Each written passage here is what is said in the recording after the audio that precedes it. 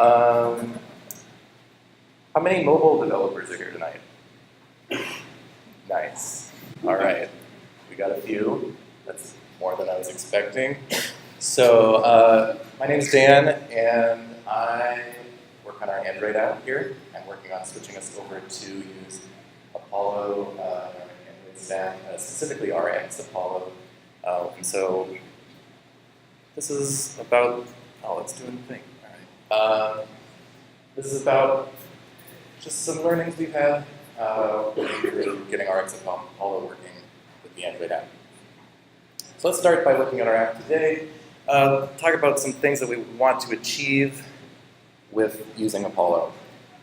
So there's just a screenshot of our app. This is a topic page looking at the marketing topic. You can see that I'm following the topic right there. The topic has all sorts of metadata around it, including related topics and posts that fall under this topic category. In building this app, or in building this page, we want to query a topic by ID, and we want to, of course, watch for updates to this topic in real time. If suppose another component edits this data, we want it to be reflected in real time here in the UI. And we, of course, want to optimize for developer happiness and productivity. That's a personal goal for myself. So here's an example of where we would like to get to. All right. I will describe everything in great detail, so you don't actually have to see this. So, this is an idealized version of what we want to get to. We would like to take a networking object of some kind, the Apollo client. We would like to make a topic query in a simple way, giving it whatever arguments we need. In this case, it's just the ID. We want to create a long-lived subscription to that query. This is the force that's going to watch the query and call our UI handler in real time to update the underlying UI. So this is where we want to get to by the end of this presentation, and let's see how we can get there. There are three main things that we're going to need to cover here. Starting with introspection queries. Does anyone know what an introspection query is? How are we on that? Okay. If you've used GraphQL to some degree, you probably know what an introspection query is. We're going to do a quick primer on that and how it hooks into the build on our Android app.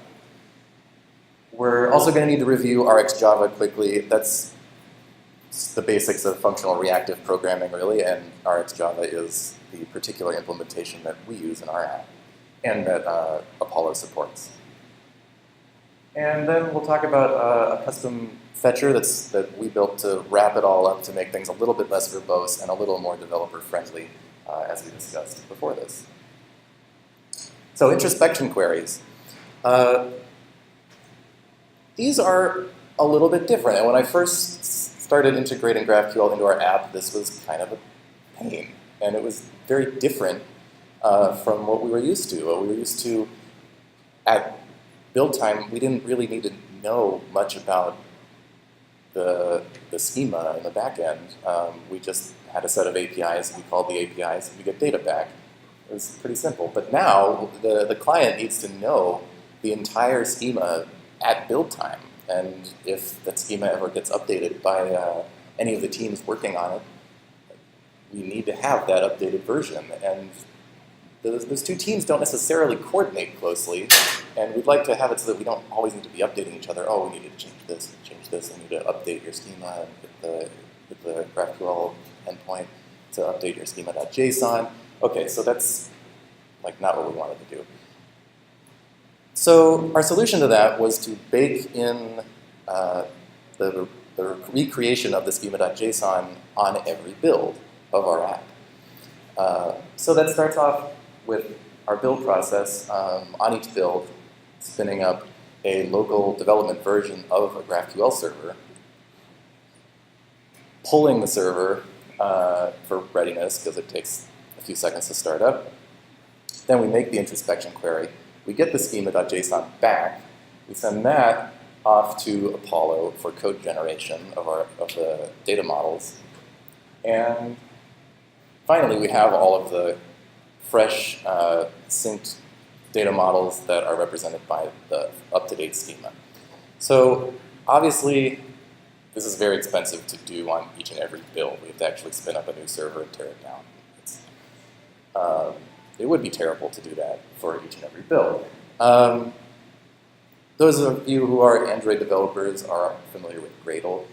We don't need to go into detail here, but suffice it to say that this little snippet of Gradle code tells us that we only need to do the previous process each time any input or output files change. That is, we're actually only going to do any of those steps when we have an out-of-date schema of any kind, or when our schema doesn't exist or got edited or something like that.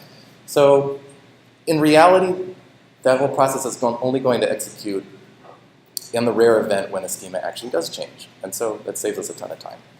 And for our purposes so far has been really great at keeping us in sync with anyone changing the schema in the back end.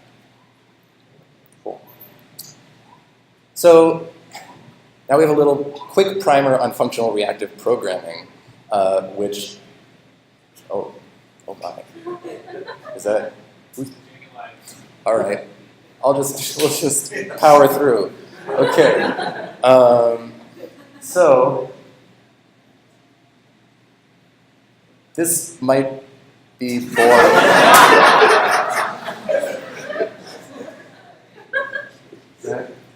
Change the AV mode. Ooh, oh yeah, it's on movie mode. Yeah, let's take it out of that. Standard. Or, yeah, either one. This is probably better. Standard? I like standard. No! Wait. Oh, yeah. No. Can I just what if I just up the brightness here?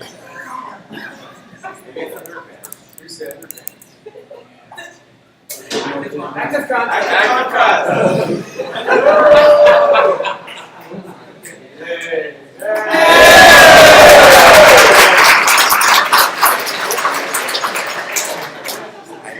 Yeah, I knew I would get applause. So good. Okay.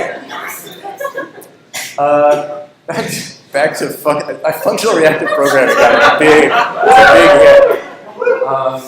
Okay, so it looks like there are some reactive programming people here. So we'll rush through this, but we'll need a little bit of background knowledge to sort of appreciate what's coming. So, functional reactive programming is about observing events emitted from objects. So it is naturally a one-directional process. It's very asynchronous, and RxJava in particular, which is the implementation that we use in the Android app, comes with a whole host of very useful and fun operators that we can use to manipulate these streams of data.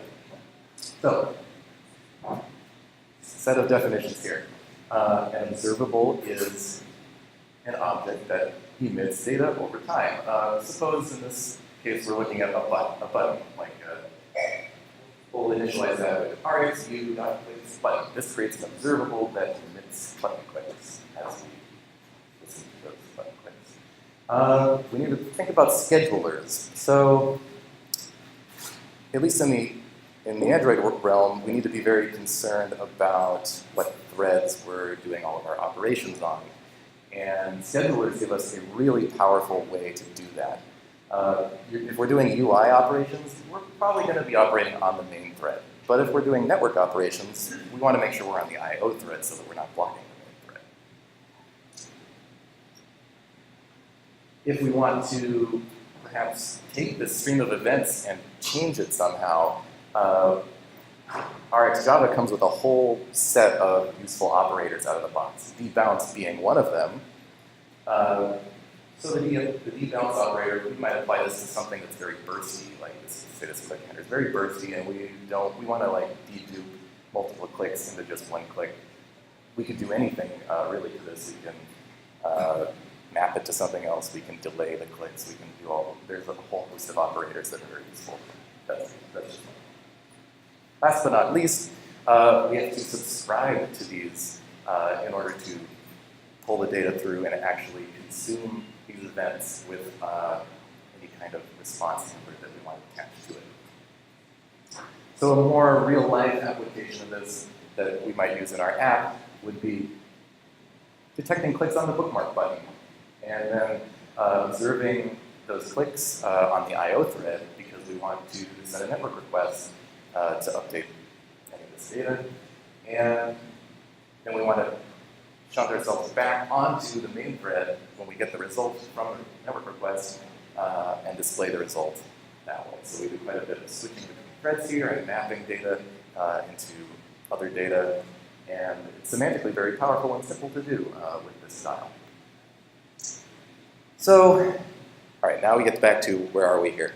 This is before we ever started looking at introducing Apollo into our app.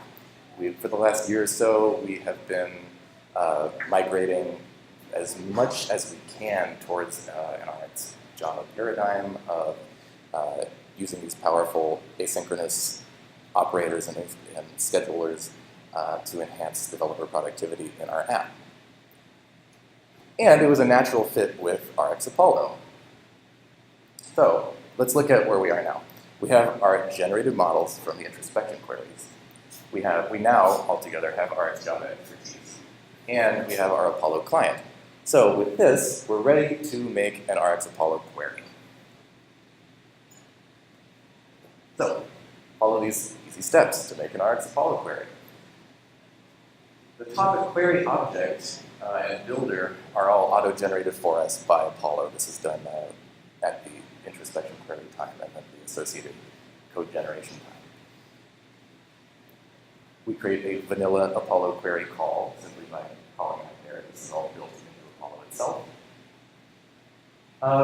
We can create a watcher from that call, and most of our queries do involve creating a watcher. This is the part that's actively going to recall your handler when any of the underlying data changes, and it's really what gives our reactive application that reactive magic. This is the part that's a little different from your traditional Apollo setup. Simply call RxApollo from to create an observable with which you can observe all of the events coming out of this watcher. Then we'll set up any appropriate schedulers we want. Almost all of our network requests are going to be on the I/O scheduler. And we can subscribe to those and respond with any handler we so choose. So very simple. It's only all of this. So here, we have build the query, we attach the watcher. We want to subscribe on the I/O scheduler, but we want to observe the result on the main scheduler because it's likely updating the UI. We want to do a little bit of unpacking of the response data, and then finally subscribe it to our handler. So it's not exactly what we set out to do, but perhaps we can get there. Enter more code generation. Medium really loves code generation, and I'm proud of that for sure. It improves reliability, it improves developer happiness. Anytime there's like a large block of repeated code over and over again, but it's just like, why can't we just not do this? We use Java Poet here. It's a tool by Square for code generation. I highly recommend looking into it if you have not. It is simple to use and very powerful. And we use that to create something we like to call the APOLLOFETCHER. This is an annotation processor, so it's going to run with the build at build time for our app. And we have it set to run just after the Apollo code generation process. So it's actually going to crawl all of the classes that Apollo generated that happen to be annotated with generated Apollo GraphQL, easy to find them. And we crawl over those classes, find all their builders and all of their data elements, determine is this a query, is this a mutation. For mutations, we probably want to add the option to watch this query. For queries, we want to add the option to watch the query. For mutations, we want to add some nice bells and whistles like optimistic updates. And all of that is going to be baked into our annotation processor here. So we create a giant file, hundreds, thousands, probably thousands of lines long now, that is just repeated garbage like this. Let's take a look at this one. Load that up here. This is a bookmark post mutation, and it actually takes a target post ID, the post we want to mutate. It takes an optimistic update, that's pretty nice. So it's going to do all the optimistic update logic for us. And you can see this actually is very verbose. And it's just kind of annoying to do this everywhere in the app that you want to make a query or a mutation. But it was actually not that much work to build out this fetcher, to sort of just grab it and put all this logic for creating a query, for calling the mutation, adding in the optimistic update, subscribing on our various schedulers, and then unpacking a little bit of the data. And I think I left this out of the sample, but there's a little bit of data sanitation as well. Yeah, you can easily enough add that into every one of your calls. So now we're ready to make our query again. And it looks like this. Very quick. That's all I have.